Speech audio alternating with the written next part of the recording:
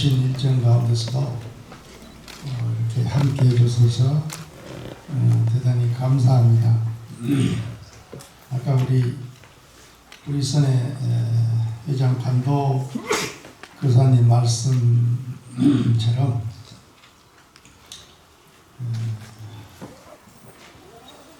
지금 대한민국이 수도권 중심으로 서울 중심으로 이렇게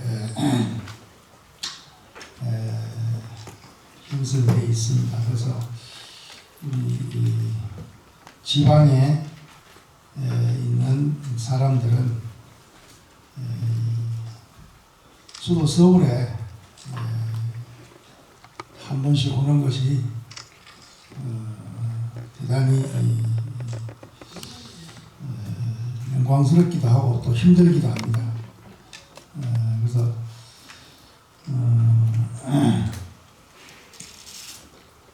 원래 지금 안거 기간 중이고 하한거 중입니다. 그래서 조용히 그냥 넘어가서 이제 해제를 하고 교보문고 정도에서 그냥 간단하게 간략하게 푸콘서트 겸 사인회를 조용하게 이렇게 할 생각이었는데 아까 서울에서 이 출판기념법회를 위해서 고생했다고 하는 세 분 원력가여 해가지고 이 규모가 이렇게 커졌습니다. 그래가지고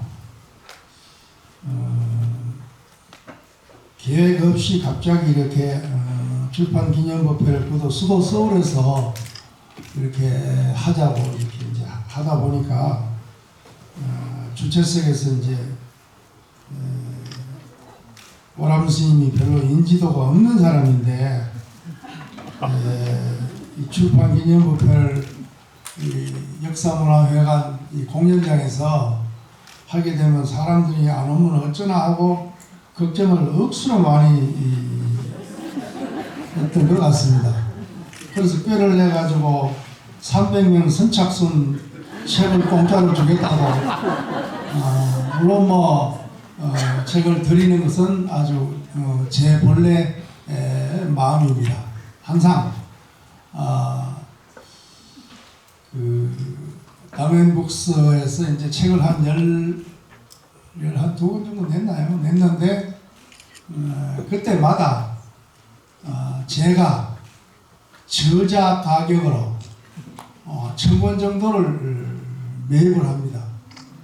제가 내는 책들이 세상 사람들이 봤을 때는 별 인기가 없습니다. 대부분 말씀하시기를 어려워서 책 한 장 넘기기가 힘든다 그럽니다. 가나정로부터 시작해서 도노선 많은 또 책 제목이 친절한 가나선인데 하나도 친절하지 않다고 이야기를 하고 또 선율겸행 또 선정겸수 휴유선에 이래까지 제가 펴낸 책들이 전부 사상서입니다. 불교 사상을 특히 선사상을 드러내는 그런 책이다 보니까 일반 불자들이 읽기에는 좀 힘이 드는가 봅니다. 저 딴에는 아주 쉽게 한다고 했는데도 어려워서 못 보겠다고 하니까 사실 저도 더 이상 쉽게는 할 수 없고 그래도 이번에 이제 아까 우리 해공근거사께서 말씀하셨듯이 휴유선은 정말로 젖먹던 힘까지 다 짜내가지고 쉽게 하려고 노력한 책입니다. 물론 네 혼자 부처되면 뭐하노라는 책이라든가 생각이 제자리에 앉아라 라는 것은 어떻게 보면 좀 그리고 전등수필 같은 것은 좀 수필 형식을 빌었기 때문에 좀 쉬운 책입니다. 그래서 불자들이 좀 많이 읽어보리라고 생각했는데 출판사 사장님의 말씀을 들어보면 역시 대한민국의 불자들은 책을 안 본다. 책을 안 읽는다. 스님들이 책을 안 보니까 신도들이 책 안 보는 건 당연하죠. 몇 년 전에 수십 년을 불교 책을 발간한 불교 출판사 사장님이 그 회사 문을 닫으면서 불교신문에 기고하신 말씀이 있습니다.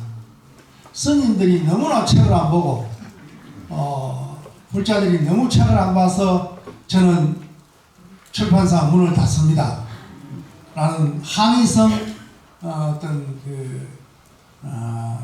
말씀을 하시고는 그 출판사를 문을 닫은 일이 있습니다.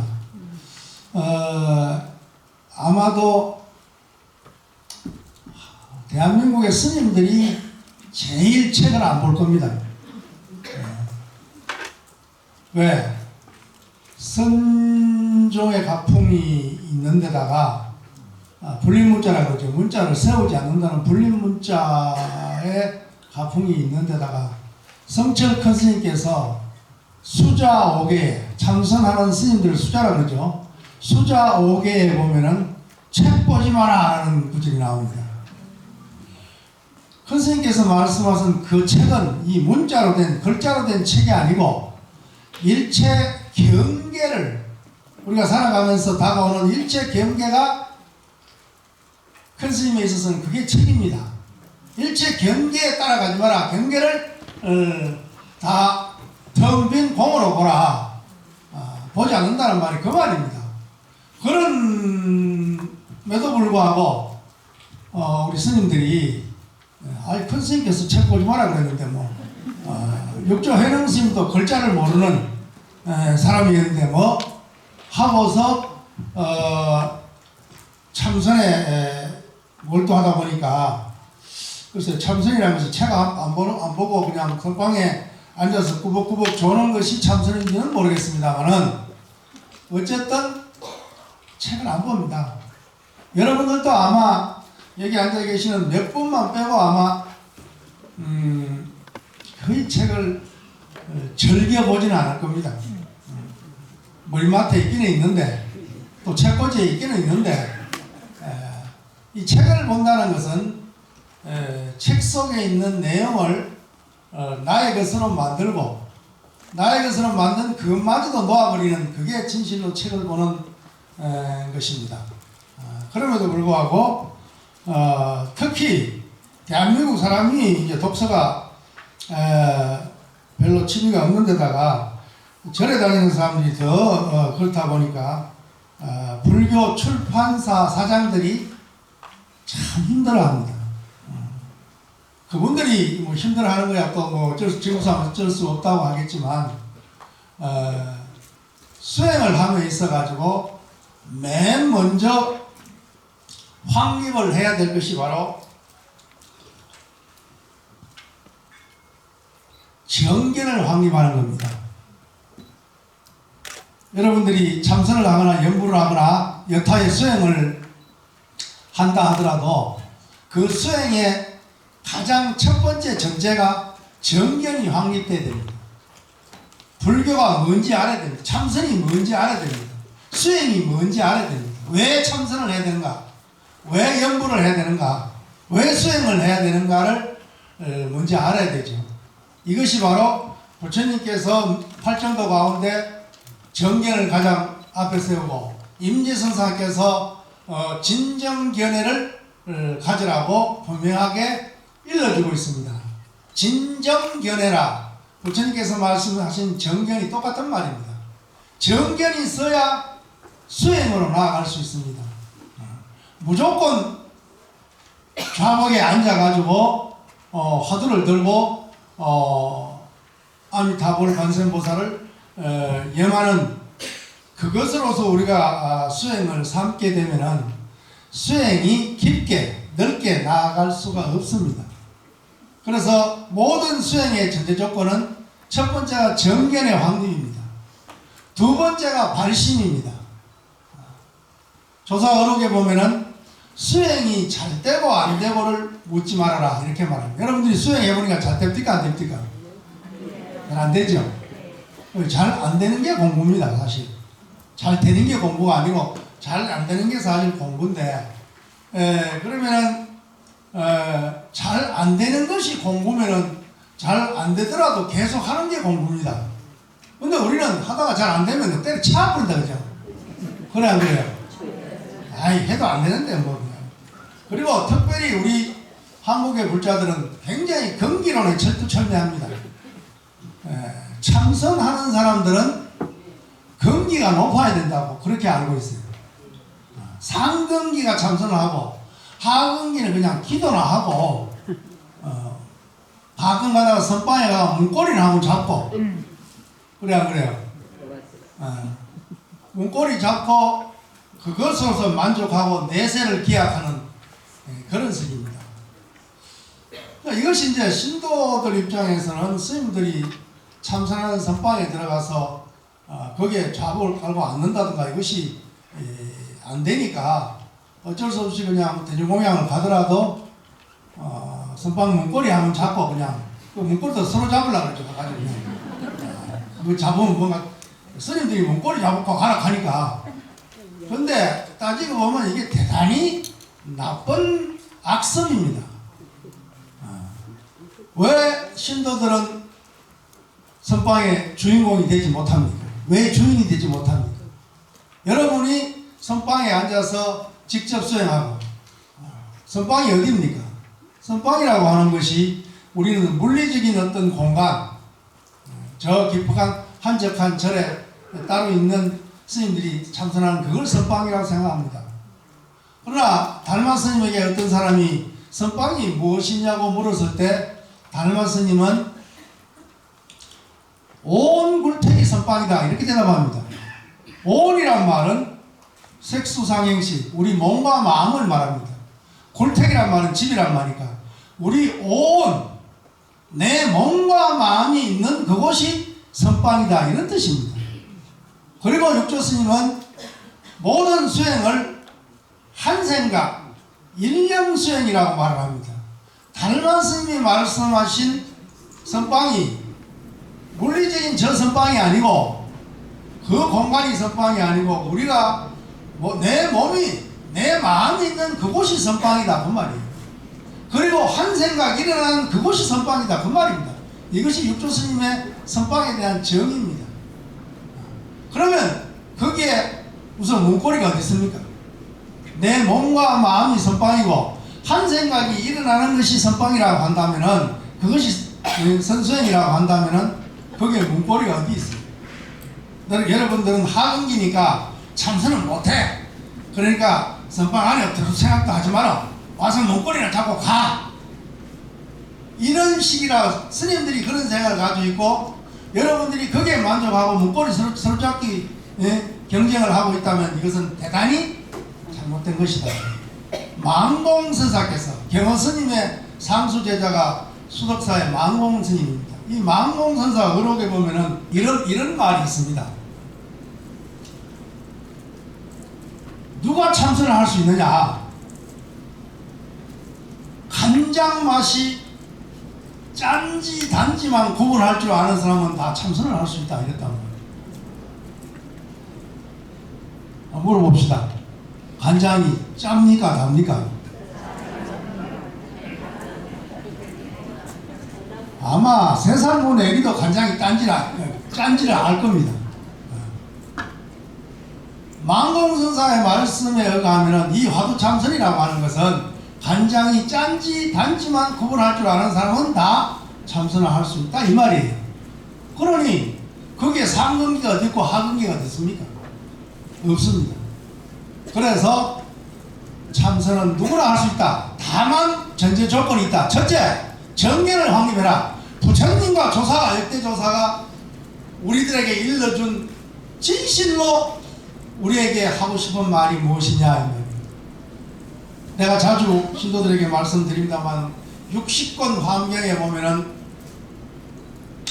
이런 이야기가 나옵니다. 어떤 사람이 밤에 꿈을 꿨습니다. 꿈속에 강물에 빠졌습니다. 강물에 빠졌으니까 강물에서 나오려고 애를 써야 되겠죠. 그렇죠. 뭐 헤엄칠 줄 아는 사람은 헤엄을 치고 헤엄 못 치도 하여튼 어쨌든 간에 몸부림을 치면서 강 밖으로 나오려고 애를 써야 되겠죠. 그것이 강물에 빠진 사람의 할 일이단 말이에요. 그런데 그것이 꿈속에 강물에 빠졌단 말이에요. 그런데 꿈속에 강물에 빠졌는데 강물에 빠진 그것이 꿈인 사실을 모르고 헤엄을 치면서 허우적거리면서 밖으로 나오려 애를 쓰다가 자기 쯤에 놀래가지고 깼단 말이에요. 꿈을 깨고 보니까 어디 강물에 있습니까? 방에 있습니까? 침대 위에 누워있더라 그 말이에요. 이게 환경에 나오는 이야기입니다. 그러면은 침대에 누워있는 사람 입장에 있어는 강물에 빠진 적이 있습니까? 없습니까? 없습니다. 아무 일도 없었습니다. 이걸 갖다가 임재 스님은 본래 무사라 그랬습니다. 본래 아무 일이 없다 그 말이에요. 우리 조선민족 동포들 만나면 그 사람들 하는 말이 매셜 그러면서 그 중국말이 매셜인데 우리말로 옮기면 일 없어요 이런 말 들어본 적 있죠? 일 없단 말이 바로 그 말입니다.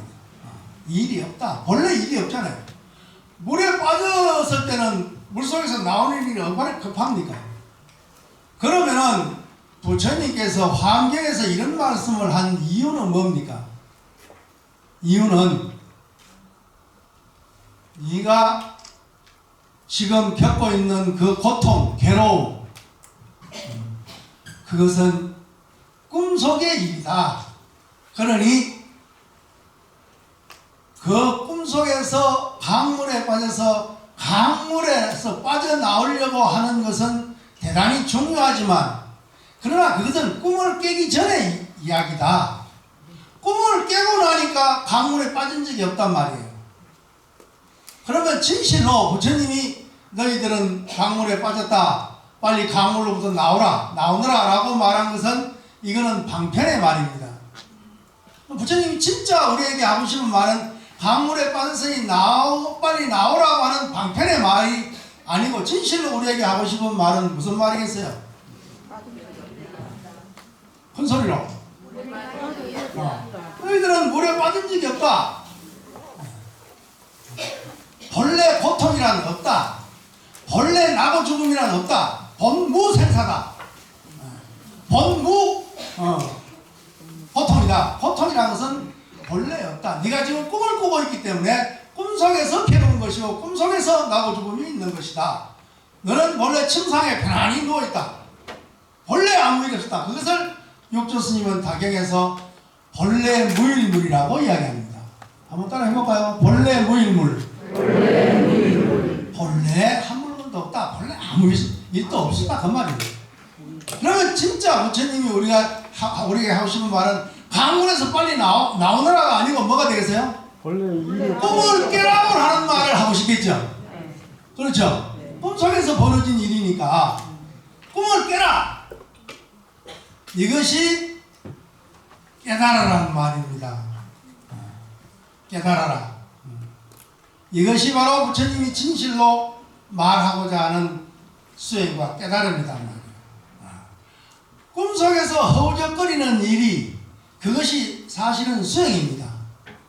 그러나 그 수행을 통해서 꿈을 깼다 하더라도 꿈을 깨고 나면은 수행은 본래 헛일입니다.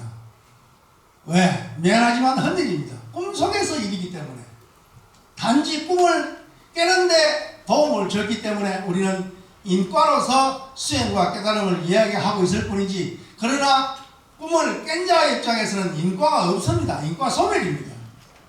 꿈속에서 봤을 때는 인과가 있지만은 인과가 없는 자리란 말이죠. 그러면 진실로 꿈을 깨라고 한 것은 선의 가르침이고 선이고 거기서 나오라고 친절하게 이야기하는 교의 가르침이라고 우리가 비유해서 말씀할 수 있단 말이에요. 그래서 우리는 참선을 해야 되는 이유가 거기에 있습니다. 지금 한국의 80% 90% 신도들은 내가 강문에 빠졌다고 생각하고 거기에서 나오려고 허우적거리고 있습니다. 관세음보살을 부르면서 지장보살을 부르면서 기도란 이름으로 끊임없이 불보살의 명호를 부르면서 강물로부터 벗어나기를 원하고 있습니다. 이게 한국 불교의 모습입니다.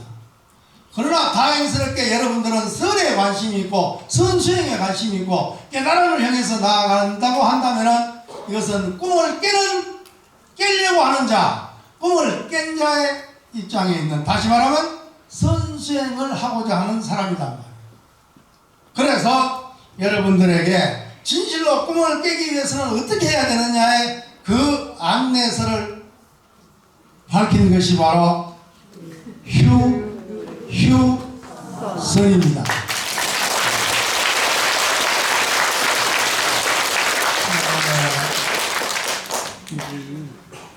여러분 휴 좋아하죠? 쉬는 거니까.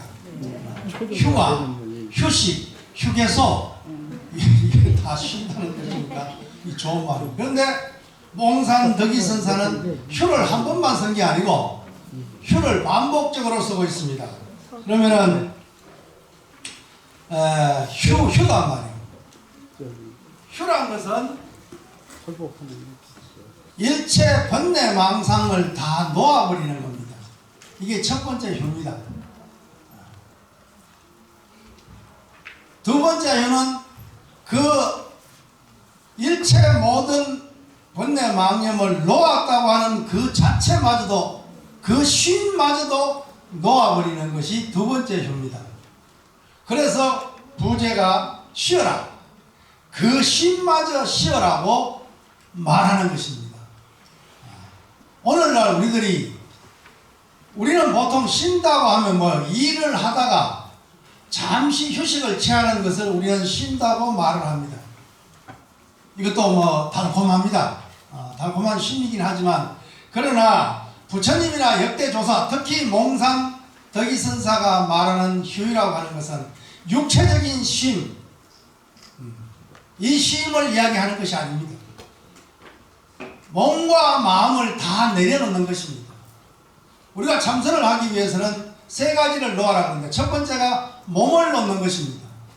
두 번째는 마음을 놓는 것입니다. 세 번째는 업식을 놓는 것입니다. 몸을 놓아라고 하는 것은 뭐예요?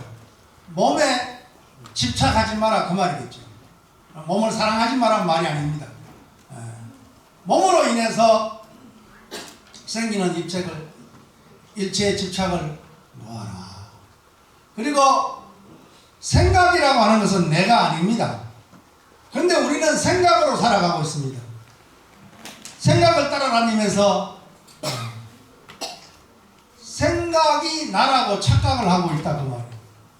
그 생각이, 우리는 그걸 마음이라고 합니다. 마음을 놓아라는 것은 생각은 내가 아니까 생각을 놓아라 그 말이에요. 다시 말하면 생각 따라 오르락내리락 하지 마라, 좋다 싫다 울고 웃지 말아라 그 말이에요. 그러나 대부분의 인간은 생각을 나로 착각합니다. 그래서 생각이, 나 지금 기분 안 좋아, 그 기분이라는 것이 생각입니다. 나 지금 기분 좋아 라고 하실 때 생각입니다. 그러나 참나라고 하는 것은 생각을 떠나서 있는 것입니다. 기분이 좋고 안 좋아, 그걸 떠나서 있는 것이 나의 본래 면목이다 그 말이죠. 그럼에도 불구하고 우리는 생각의 노예가 돼가지고 생각이 시킨 대로 하고 있단 말이에요. 미운 생각을 내면 내가 미움이 되어버리고, 화내는 생각을 일으키면 내가 화가 되어버리고, 슬픈 생각을 내면 내가 슬픔이 되어버리고, 기쁜 생각을 내면 내가 기쁨이 되어버리고, 다시 말하면 생각으로 천당을 만들어서 즐겁다 하고 생각으로 지옥을 만들어서 괴롭다 하는 것이 우리들의 모습이다. 중생들의 살림살이란 말이에요. 그러니까 마음을 놓아라 하는 것은 생각을 놓아라 그 말입니다. 몸과 마음을 놓았다면 마지막으로 놓을 것은 업식입니다. 업식. 나의 업을 놓아야 됩니다. 그 업식에 끄달려 가지고 우리는 사생육도로 끊임없이 헤매고 있답니다. 업식을 놓아야 됩니다.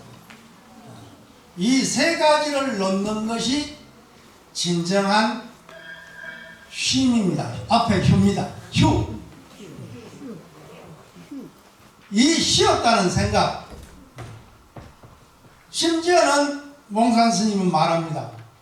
내가 부처가 되겠다, 내가 성불하겠다, 내가 견성하겠다 라는 그것마저도 쉬어라고 말합니다.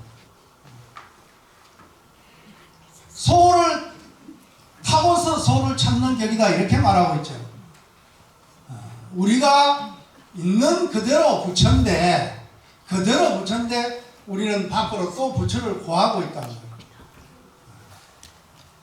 그래서 몽산 스님이 우리에게 일러주는 이 휴유의 메시지는 앞만 보고 치닫고 있는 우리 현대인들이 꼭 이루어야 될 휴의 철학이요 휴의 실천인 것입니다. 그래서 여러분들이 아직 사실은 제가 원하는 출판기념법회는 사실 이런 게 아닙니다. 어쩔 수 없이 이렇게 하는 건데 제가 먼저 여러분 특정한 사람들에게 책을 먼저 논아주고 한 3개월 정도 그 책을 다 읽고 그래서 우리가 모이는 겁니다. 그러면 그 안에 책 내용을 우리가 다 파악을 했잖아요. 그렇죠? 오늘 처음 책 받은 사람은 안 읽었지 아직? 못 읽은 거 아니에요? 그래도 이 표지는 읽었죠? 그러나 제가 바라는 것은 표지뿐만 아니라 안에 내용을 한 3개월, 6개월 정도 해가지고 여러분들은 책 읽기를 별로 안 좋아하니까 한 6개월 걸린다고 생각합시다. 저는 이 책을 읽는데 하루 정도밖에 안 걸립니다. 이 책 쓰는데 한 3개월 걸렸습니다. 실제는 다른 책들은 한 달 반 정도면 책을 써내는데 요거는 보다 하도 여러분들이 어렵다 해가지고 어쩌고 좀 쉽게 살란가 싶어가지고 고민을 하다 보니까 한 3개월 정도 걸렸는데 한 6개월이면 이 책을 다 볼 수 있겠죠. 다 보고 난 뒤에 여러분들이 거기에 대한 감상이 있을 거 아니에요. 소위 말하는 뭐 감상문까지 쓰라하면 또 사람들이 싫어하니까 그냥 감상이 있을 거란 말이에요. 그렇죠? 감상 거기서 끝내자고. 감상을 가지고 여기 앉으면은 내가 하는 소리가 쉽게 들리겠죠. 공감을 하겠죠. 그리고 무슨 물을 끓이가 있겠죠. 책을 보다가 뭐 맥히는 구절이 있거나 용어에 문제가 있다든가 오람 스님은 당신은 무슨 의미로 이 책을 썼냐라고 말이지 또 물을 수도 있고 말이지 그렇게 할 수 있을 것이단 말이에요. 그렇게 되면은 여기 온 사람이 뭐 한 300명 정도 400명 정도 된다 칩시다. 400명 사람이 이 책을 다 읽고 이 책을 마스터하게 되면은 여러분들 수준이 확 올라갑니다. 불교 수준이 수행의 수준이 확 올라간단 말이에요. 왜? 정견을 갖추는 것만 해도 이미 수행에 반은 된 겁니다. 옛날 조선스님 여러 개 보면 반계도인, 온계도인이라는 말이 있어요. 반계도인은 반쪽짜리 도인이다 그 말이에요. 온계도인은 완전한 도인이다 그 말이에요. 여기 앉아 계시는 여러분 온계도인도 계시겠지만은 이 책을 제대로 읽고 정견만 딱 써버리면 이미 반계도인이 돼버렸단 말이에요. 그런 사람들이 모여가지고 출판 기념법회를 하면 진짜 재밌게 할 수 있을 거 아니에요? 내용이 깊게 할 수 있을 거 아니에요? 다른 정치인들이나 유명한 스님들이 하는 출판 기념법회를 본 적이 있습니까? 없습니까? 네, 당연히. 정치인들이 출판 기념법회를 한다고 해서 내 나간다 이 말입니다. 국회의원 나가고 시장 나가고 군수 나간다 이 뜻입니다.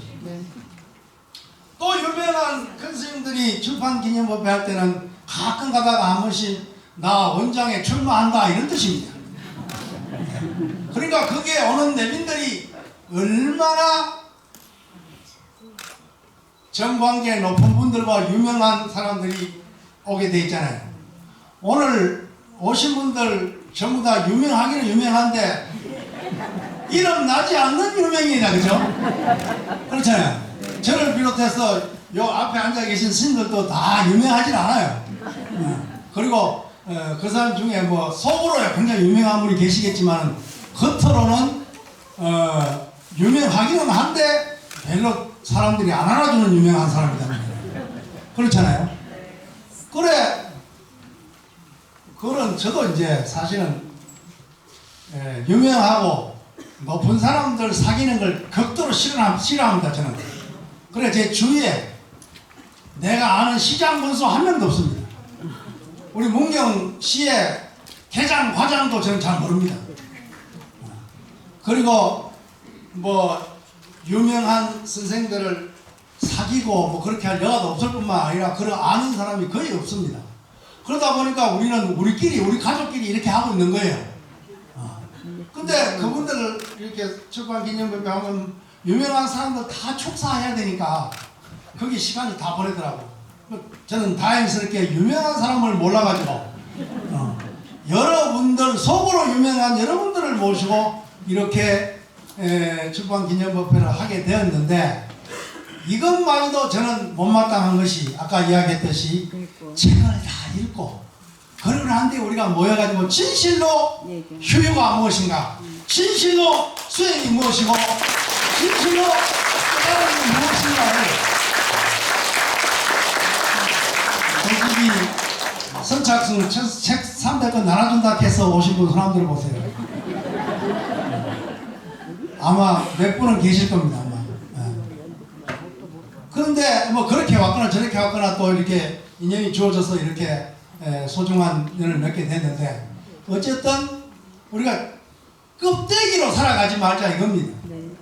유명한 사람들의 출판기념회가 나름대로 의의가 있고 나름대로 뜻이 있고 여러 사람에게 영향을 줄 수 있겠지만, 제가 말하는 영향은 우리 한 사람 한 사람이 진실로 휴유선에 젖어드는 것, 휴유선을 살아가는 사람들, 이것을 그럼 진짜로 휴유선 출판기념법회라고 저는 그렇게 생각합니다. 오늘 이렇게 하는 것은 껍데기입니다. 사실 껍데기지만 이렇게 하는 것은, 이거 좀 읽어봐 달라고. 내가 왜 여러분 이걸 읽어봐 달라고 내가 사정을 하는지 모르겠어요. 제 임무는 이 책을 써서 출판사에 책을 내버리면 그걸로 끝인데, 사실은 끝인데, 이 휴유선 한 권이 그냥 문자로 된 책이 한 권이 아니고 진실로 어떻게 수행하고 어떻게 깨달음을 성취하고 어떻게 살아갈 것인가. 건강경에 보면 수보리가 부처님에게 두 가지를 묻고 있잖아요. 그렇죠? 어떻게 머물 것이며 어떻게 그 마음을 한복받을 것인가를 제기하고 있단 말이에요. 그렇잖아요? 그러니까 어떻게 머물 것이냐라는 말은 요즘 말로 하면은 어떻게 살 것이냐 이 말입니다. 어떻게 한복받는, 마음을 한복받냐 그 말은 어떻게 수행할 것이냐 말입니다. 그 두 가지가 건강경의 키워드입니다. 어떻게 살고 어떻게 수행할 것이냐, 이 물음에 대해서 부처님은 따로따로 대답하지 않고 하나로 대답을 합니다. 왜? 어떻게 사는 문제와 어떻게 수행하는 문제는 하나의 문제이기 때문에. 그래서 저는 여러분들에게 말합니다. 삶이 수행이요 생활이 참선이라고 말하는 이유가 거기에 있는 것입니다. 이것이 건강경의 가르침입니다. 삶 따로 있고 수행 따로 있고 생활 따로 있고 참선 따로 있다. 이것은 잘못된 것, 이것은 잘못된 것입니다. 불이라고 하는 것은 둘이 아니라는 뜻입니다. 너와 내가 둘이 아니고, 생사와 열반이 둘이 아니고, 중생과 부처가 둘이 아니고, 번뇌와 보리가 둘이 아니고, 둘이 아니라는 입장에서 본다면은 우리의 삶과 수행이 둘이 아니 삶이 그대로 수행이 돼야 된다 그 말입니다.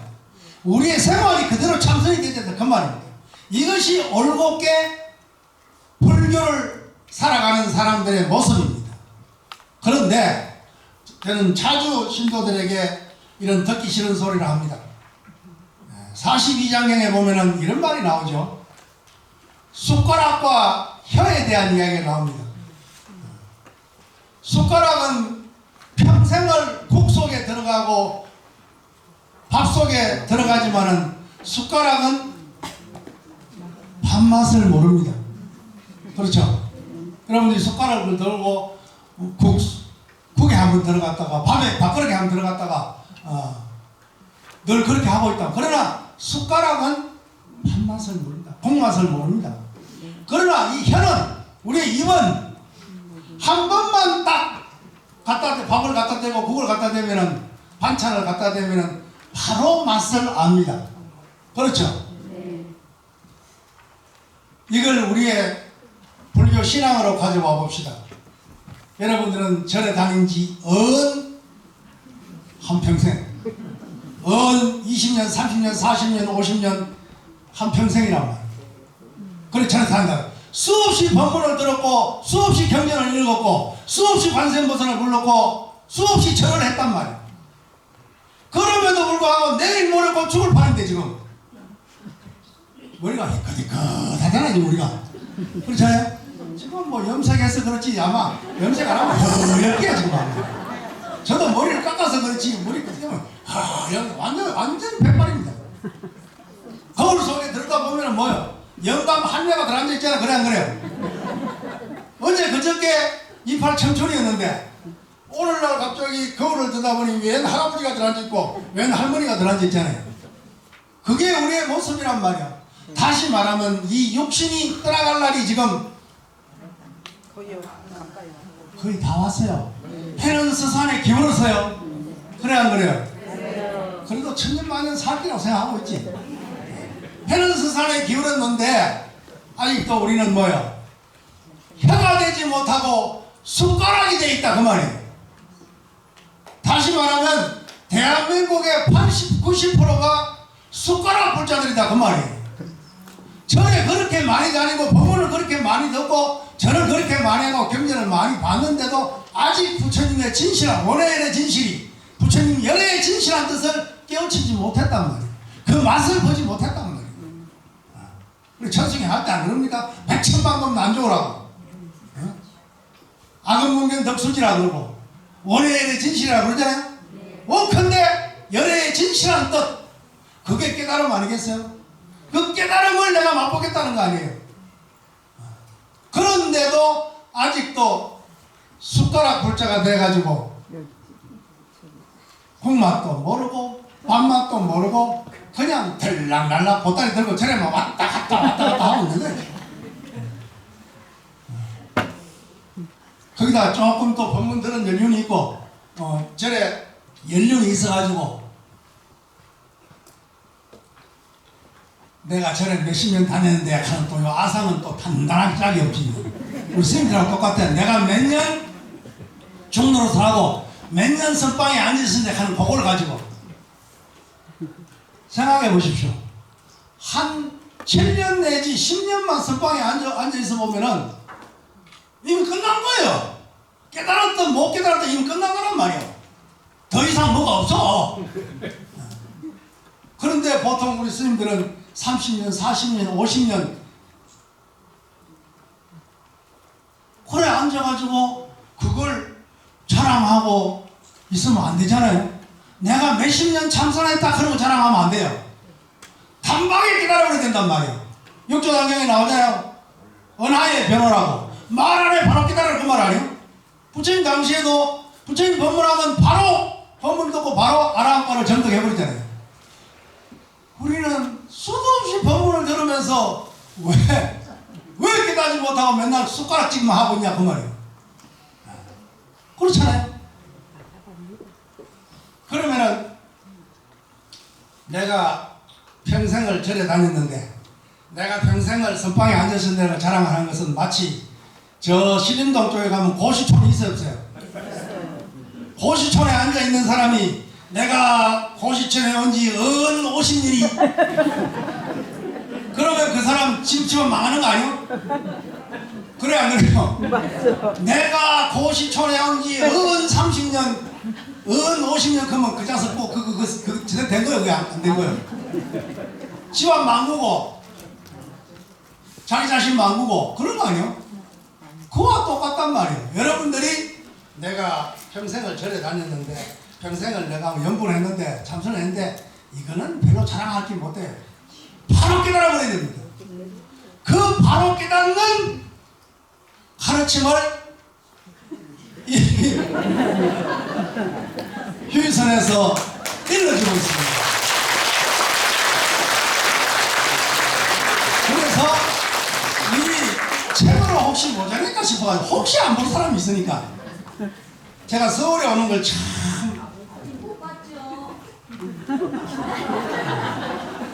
꼭 보라고 하는 말이에요. 이거 모자랄까 싶어서 제가 서울 분들의 간곡한 부탁에서 제가 서울 오는 게 참 힘듭니다. 저는 저 산속에 있는 걸 좋아하다 보니까 서울에 한번 오면은 막 빨리 가야 되는데 이 생각부터 먼저 하는 사람이에요. 아마 여러분들은 굉장히 용한 사람들이에요. 이 서울에서 이렇게 버티고 살아간다는 게 보통 경기가 상근이 최상근입니다.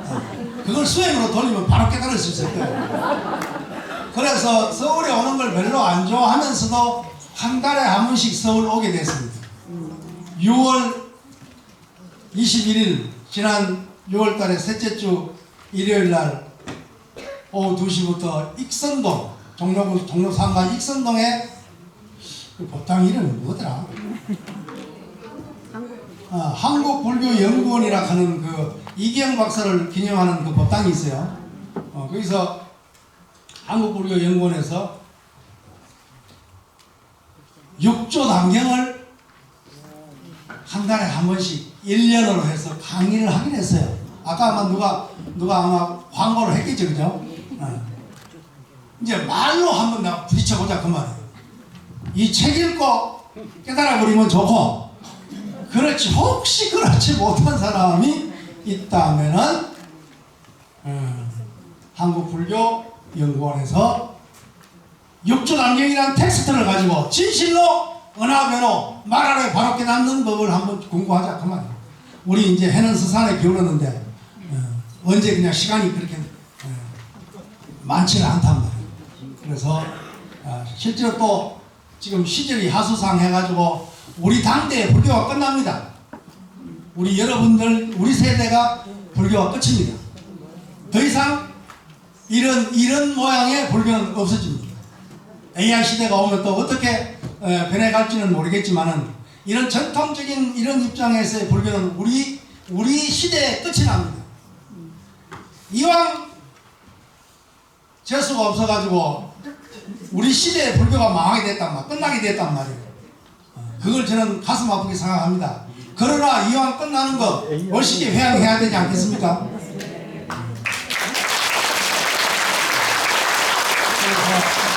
그래서 감정을 통해서 또 휴일선을 통해서 여러분들에게 한 사람이라도 깨달음으로 단박에 뛰어넘어가는 그러한 법연이 이루어지는 그런 어떤 마음으로, 사실은 오늘 이 안에 내용을 가지고 우리가 공부를 좀 하려고 그랬는데 여러분들 보니까 벌써 얼굴에 나 바쁘다 빨리 가야 된다 그런 것이 딱 서재가 있어요.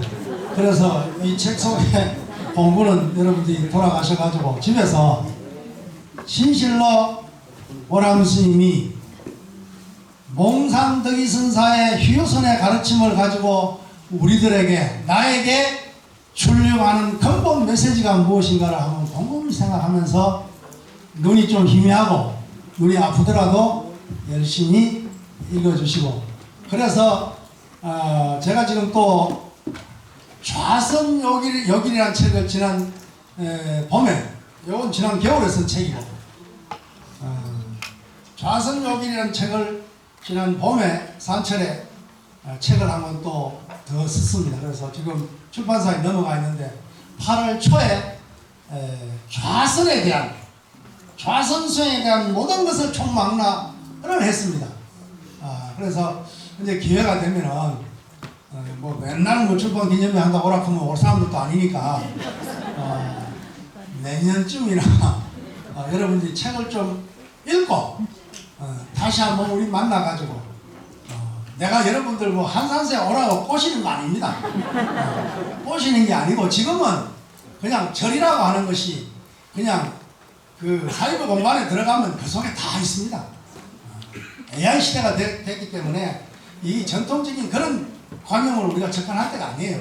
그러니까 언제든지 만날 수 있고 언제든지 우리가 함께 할 수 있는 그런 장이 지금 열려가 있단 말이에요.